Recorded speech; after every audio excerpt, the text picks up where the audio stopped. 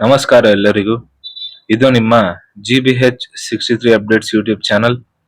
ನೀವೇನ ನಮ್ಮ ಚಾನಲ್ಗೆ ಹೊಸಬರಾಗಿದ್ದರೆ ದಯವಿಟ್ಟು ಈ ಕೂಡಲೇ ಲೈಕ್ ಮಾಡಿ, ಶೇರ್ ಮಾಡಿ ಹಾಗೂ ಸಬ್ಸ್ಕ್ರೈಬ್ ಮಾಡಿ. ಬನ್ನಿ ಇವತ್ತಿನ ವಿಡಿಯೋನ ನೋಡೋಣ. ಇಂದು ಬೆಳಗ್ಗೆ ಸುರಕ್ಷಿತವಾಗಿ ಭೂಮಿಗೆ ತಲುಪಿದ ಗಗನಯಾತ್ರಿಗಳು. ಕಳೆದ 9 ತಿಂಗಳಿನಿಂದ ಅಂತಾರಾಷ್ಟ್ರೀಯ ಬಾಹ್ಯಾಕಾಶ ನಿಲ್ದಾಣದಲ್ಲಿ ಸಿಲುಕಿದ್ದ ನಾಸಾ ಗಗನಯಾತ್ರಿಗಳಾದ ಸುನಿತಾ ವಿಲಿಯಮ್ಸ್ ಹಾಗೂ ಬುಚ್ ವಿಲ್ಮೋರ್ ಸುರಕ್ಷಿತವಾಗಿ ಭೂಮಿಗೆ ಮರಳಿದ್ದಾರೆ. ಅವರ ಸ್ಪೇಸ್ಎಕ್ಸ್ ಕ್ರ್ಯೂ ಡ್ರ್ಯಾಗನ್ ಕ್ಯಾಪ್ಸೂಲ್ ಮಾರ್ಚ್ 19ರಂದು ಬೆಳಗಿನ ಜಾವ 3:27ಕ್ಕೆ ಫ್ಲೋರಿಡಾದ ಸಮೀಪ ಮೆಕ್ಸಿಕೋ ಕೊಲ್ಲಿಯಲ್ಲಿ ಯಶಸ್ವಿಯಾಗಿ ಕೆಳಗೆ ಬಂದಿದ್ದಾರೆ.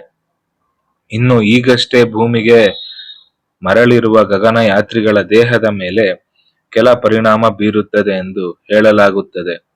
ಬಾಹ್ಯಾಕಾಶದಲ್ಲಿ ದೀರ್ಘಕಾಲ ಉಳಿಯುವುದು ಗಗನಯಾತ್ರಿಗಳ ಆರೋಗ್ಯದ ಮೇಲೆ ಪರಿಣಾಮ ಬೀರುತ್ತದೆ.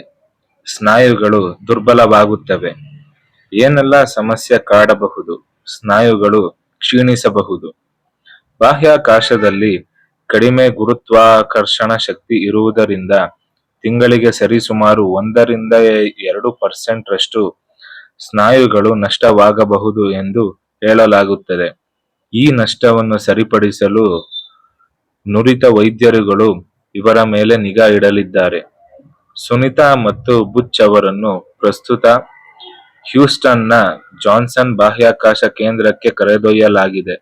ಆರೋಗ್ಯ ತಪಾಸಣೆಗಾಗಿ ಇಬ್ಬರೂ ಕೆಲವು ದಿನಗಳ ಕಾಲ ಕೇಂದ್ರದಲ್ಲಿಯೇ ಉಳಿಯಲಿದ್ದಾರೆ. ಗಗನಯಾತ್ರಿಗಳು ಹಿಂದಿರುಗಿದ ನಂತರ ಇದು ನಿಯಮಿತ ಕಾರ್ಯವಿಧಾನವಾಗಿದೆ. ನಾಸಾ ವೈದ್ಯರು ಅವರನ್ನು ಮನೆಗೆ ಹೋಗಲು ಅನುಮತಿಸುವ ಮೊದಲು ಕೂಲಂಕುಷವಾಗಿ ಪರೀಕ್ಷಿಸುತ್ತಾರೆ. ರಕ್ತ ಪರಿಚಲನಾ ಮತ್ತು ಹೃದಯನಾಳದ ಬದಲಾವಣೆಗಳು. ಬಾಹ್ಯಾಕಾಶದಲ್ಲಿ ಹೃದಯವು ಗುರುತ್ವಾಕರ್ಷಣೆಯ ವಿರುದ್ಧ ರಕ್ತವನ್ನು ಪಂಪ್ ಮಾಡುವ ಅಗತ್ಯವಿಲ್ಲದ ಕಾರಣ ಕಡಿಮೆ ಕೆಲಸ ಮಾಡುತ್ತದೆ. ರಕ್ತದ ಪರಿಚಲನೆ ಕೂಡ ಸರಾಗವಾಗುವುದಿಲ್ಲ. ಇದರಿಂದಾಗಿ ಅವರ ಮುಖ ಊದಿಕೊಂಡಿರುತ್ತದೆ ಹಾಗೂ ಕೈಕಾಲುಗಳು ಸಣ್ಣದಾಗಿರುತ್ತದೆ. ಹೆಚ್ಚುವರಿಯಾಗಿ ತಲೆಯಲ್ಲಿ ದ್ರವಗಳು ಸಂಗ್ರಹವಾಗುತ್ತವೆ. ಇದರಿಂದಾಗಿ ಗಗನಯಾತ್ರಿಗಳು ನಿರಂತರ ಶೀತವನ್ನು ಅನುಭವಿಸುತ್ತಾರೆ. ರಕ್ತ ಪರಿಚಲನೆಯಲ್ಲಿನ ಬದಲಾವಣೆಗಳು ರಕ್ತ ಹೆಪ್ಪುಗಟ್ಟುವಿಕೆಯ ಅಪಾಯವನ್ನು ಹೆಚ್ಚಿಸಬಹುದಾಗಿದೆ. ಅನೇಕ ಗಗನಯಾತ್ರಿಗಳು ತಲೆಯಲ್ಲಿ ದ್ರವದ ಶೇಖರಣೆಯಿಂದಾಗಿ ದೃಷ್ಟಿ ಸಮಸ್ಯೆಗಳನ್ನು ಎದುರಿಸುತ್ತಾರೆ. Space flight associated neuro ocular syndrome SANS ಎಂದು ಕರೆಯಲ್ಪಡುವ ಈ ಸ್ಥಿತಿಯು ದೃಷ್ಟಿ ಮಂದವಾಗಲು ಕಾರಣವಾಗಬಹುದು ಮತ್ತು ಗಗನಯಾತ್ರಿಗಳು ಶಾಶ್ವತವಾಗಿ ಕನ್ನಡಕವನ್ನು ಧರಿಸಬೇಕಾಗುತ್ತದೆ ಎಂದು ಹೇಳಲಾಗಿದೆ. ದೀರ್ಘಕಾಲದಿಂದ ಬಾಹ್ಯಾಕಾಶದಲ್ಲಿರುವ ಗಗನಯಾತ್ರಿಗಳಿಗೆ ಚರ್ಮದ ಸಮಸ್ಯೆಗಳೂ ಕಾಡಬಹುದು. ಗಗನಯಾತ್ರಿಗಳ ಚರ್ಮವು ಮೃದುವಾಗುತ್ತದೆ ಮತ್ತು ಹೆಚ್ಚು ಸೂಕ್ಷ್ಮವಾಗುತ್ತದೆ.